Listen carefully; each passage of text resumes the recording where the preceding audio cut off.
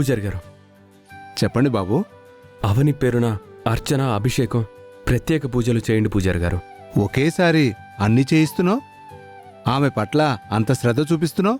ఖచ్చితంగా నీ జీవితంలో ముఖ్యమైన వ్యక్తి అయ్యుంటుంది. ఎవరు బాబు ఆమె?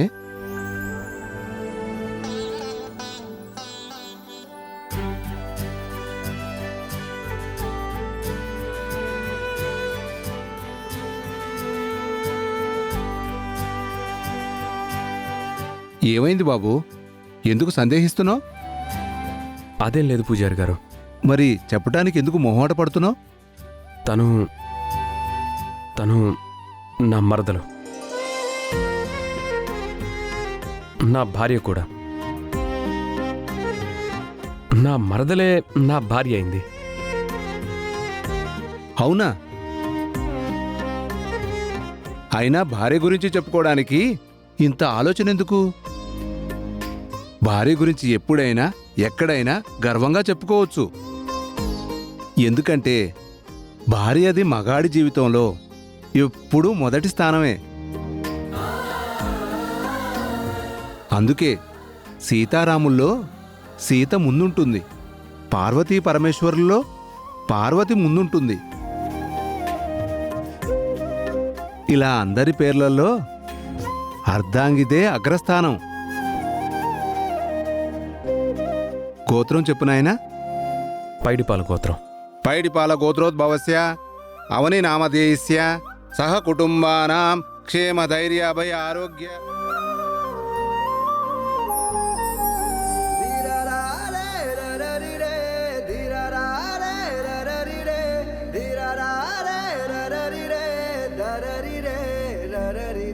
ఈరోజు ప్రత్యేకించి నా గురించి వచ్చి ఎందుకు పూజలు చేయిస్తున్నాడు? అవనికి ఎప్పుడు ఎవరి వలన ఎలాంటి హాని కలగకూడదు.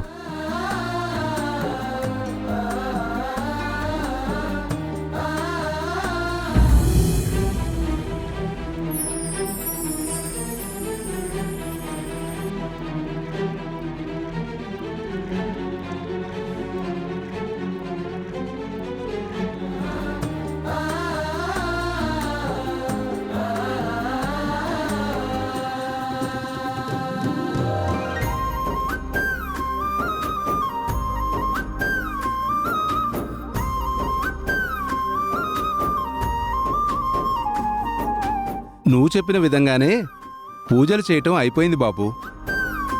నీ భార్య ఎల్లప్పుడూ క్షేమంగానే ఉంటుందిలే. తన విషయంలో నీ మనసులో ఏదో బాధ గూడు కట్టుకున్నట్టుంది. అంతా మంచే జరుగుతుంది. స్వామివారిని కోరుకునే ఉండుంటావు కదా, అంతా ఆయనే చూసుకుంటారు. వెళ్ళిరా.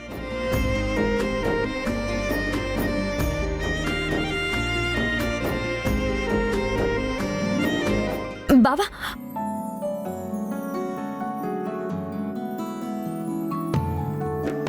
అంతా చూశాను, అంతా విన్నాను. నాకు ఆశ్చర్యంగా ఉంది బావా. నన్ను చూస్తేనే కస్సబుస్సలాడతావు. అటువంటిది ఈరోజు నా పేరున ప్రత్యేక పూజలు చేయించావంటే నమ్మలేకపోతున్నాను. ఎందుకు బావా? ఏదైనా ప్రత్యేకమైన కారణం ఉందా? ఏం లేదులే. ఆగు బావా.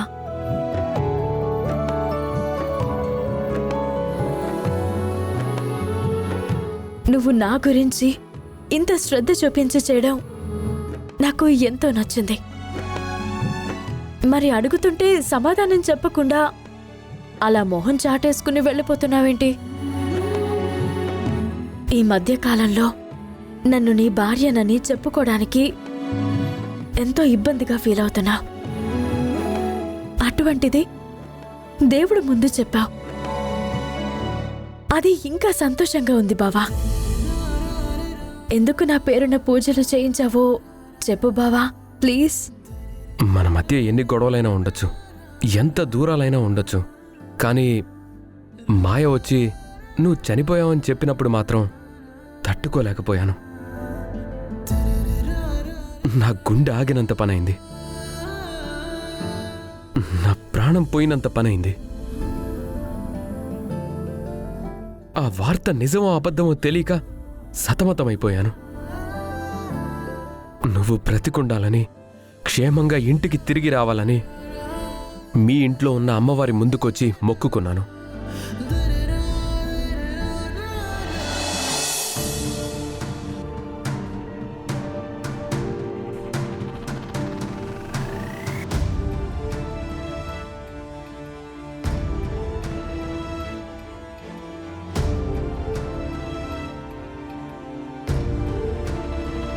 మాయ వచ్చి అవని చనిపోయిందని ఖచ్చితంగా చెప్తుంది. అవని ఎందుకు చనిపోతుంది? నువ్వుండగా తనకలాంటి స్థితి ఎందుకు వస్తుంది? మొదటి నుంచి తను జీవితంతో పోరాడుతూనే ఉంది. ఆ పోరాటంలో నువ్వు తనకి సహాయం చేస్తూనే ఉన్నావు. అత్త గురించి మొక్కినా, భర్త గురించి మొక్కినా, కుటుంబ సభ్యుల గురించి మొక్కినా, వంశం గురించి మొక్కినా, పల్లెటూరులోని జనం గురించి మొక్కినా, తను ఎవ్వరి క్షేమం గురించి కోరుకున్నా తీర్చేదానివి. ఇప్పుడు తనకి నువ్వు చావుని ఎందుకిస్తావు? నేనస్సలు నమ్మలేకపోతున్నాను. అది నిజం కాకూడదు. అవని బ్రతికుండాలి. ఏదో ఒక అద్భుతం జరిగి తిరిగి తను నాతో కలిసి ఉండాలి. అవని క్షేమంగా ఉందన్న వార్త నాకందేలా చెయ్యి. అమ్మ మాటను జవదాటలేక ప్రమాదం జరిగిన ప్రదేశానికి వెళ్ళలేని నిస్సహాయుండయ్యాను. అందుకే నా మొర నీతో విన్నవించుకుంటున్నాను. అవనికి నాకు మధ్య అక్షయ్ విషయంలో ఎన్ని మనస్పర్ధలైనా ఉండొచ్చు. అంత మాత్రాన నేను తన చెడుని కోరుకోలేను. అవని ప్రాణాలతో అందరి ముందుకి రావాలి. తను ఈ లోకంలో లేదన్నది నిజమైతే నేను తట్టుకోలేను. అవని క్షేమంగా వస్తే నీ గుడికొచ్చి మొక్కు తీర్చుకుంటాను. అవని జాగ్రత్తగా తిరిగొచ్చేలా చేయి తల్లి, తిరిగొచ్చేలా చేయి. నువ్వు క్షేమంగా మృత్యుని జయించి ఇంటికొచ్చేసావు కాబట్టి మొక్కును తీర్చుకోవడానికి గుడికొచ్చాను. పూజలు చేయించాను. అవని అంటే నువ్వేనా అమ్మా? అవును పూజారి గారు. అదృష్టవంతురాలివమ్మా.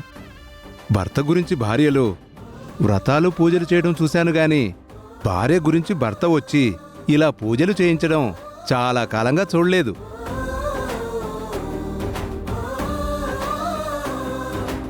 గుండెల్లో గుడి కట్టుకుని అందులో నిన్ను ప్రతిష్ఠ చేసుకున్నాడమ్మా. గొప్ప జంట.